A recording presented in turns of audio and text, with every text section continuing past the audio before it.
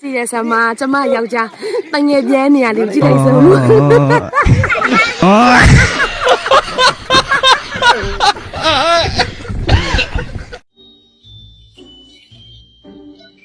ာကောင်းလိုက်တဲ့လက်ရဗျာပါဇက်ထဲမှာအရသာကိုရှိသွားတာအတော့လက်ကလေးကိုဖြတ်ယူသွားခြင်း ငွေငါကောင်းလို့လား မဟုတ်ဘူးလက်ပြက်ကလေးနဲ့နေစေခြင်းတော့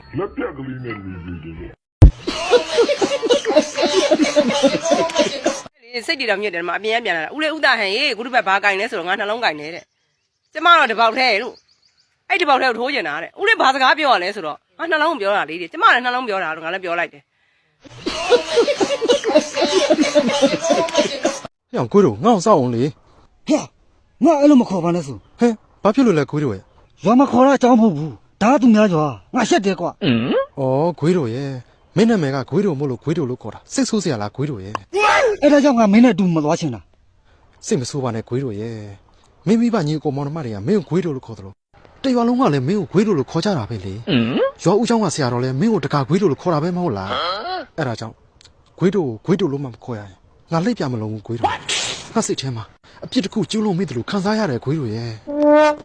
ဟာကိုတို့ရဲ့ကိုတို့ရဲ့ကိုတို့ရဲ့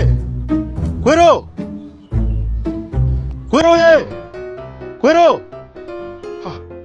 ဒီကောင်ဘယ်ရောက်သွားလဲမသိပါဘူးကွာ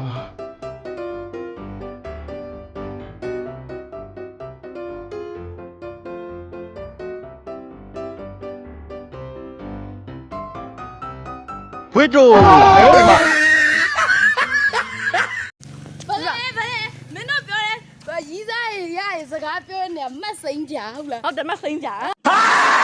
မတ်စိန်ကြအပြောပါဟိုသူများရဲ့အဲ့လိုဗီဒီယိုရိုက်ပြတင်တာတစ်တောက်ဟုတ် ဟုတ် လား လားတက်တာ အော်တစ်တောက်နဲ့မတ်စိန်ကြအပြောခလိုမဲ့ဒီလိုပုတ်ပြီးကြည့်ရတာအဖေဖုတ်ဟုတ်လားအဖေဖုတ်ဟုတ်လား အေးဖိဖုတ်အဖိဖုတ် အော်အဖေဖုတ်အဖေမဖေဖုတ်ဟုတ်တာတယ် အဖိဖုတ်မို့အမေဖုတ်အဖိဖုတ်မို့အမေဖုတ် အမေဖုတ်တယ် အမ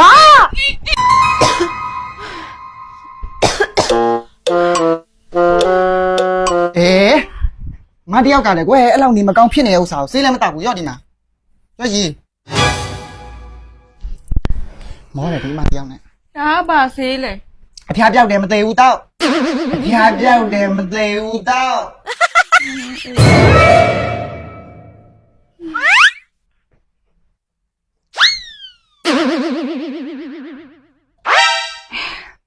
အမစေးလုံးရလက်ထဲမှာရောခုနဘာတောက်လိုက်တာလဲခုန ဘူအဖုံးရောငါမျိုးချလိုက်ပြီ အမ